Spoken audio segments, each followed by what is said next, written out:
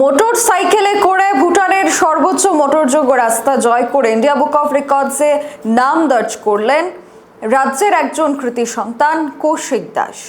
অসাধারণ কৃতিত্ব। আগরতলার বাইকার কৌশিক দাস তার মোটর সাইকেলে ভুটানের সর্বোচ্চ মোটরযোগ্য রাস্তা জয় করে ইন্ডিয়া বুক অফ রেকর্ডসে নিজের নাম দর্জ করলো।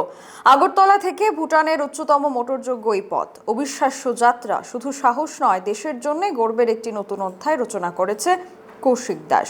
ত্রিপুরা তথা সমগ্র ভারতবর্ষের কাছে কৌশিক দাস আজ অনুপ্রেরণার এক উজ্জ্বল নাম।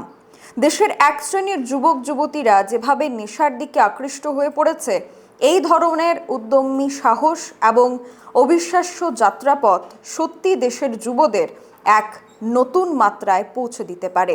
Bureau report, social Bangla. এখনকার মতো সংবাদ এখানেই শেষ করছি। পরবর্তী খবরাখবরের জন্য চোখ রাখুন সোশ্যাল বাংলার পর্দায়। নমস্কার।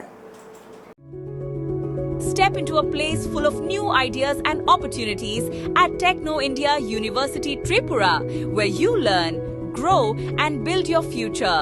A place that truly helps your dreams become a reality.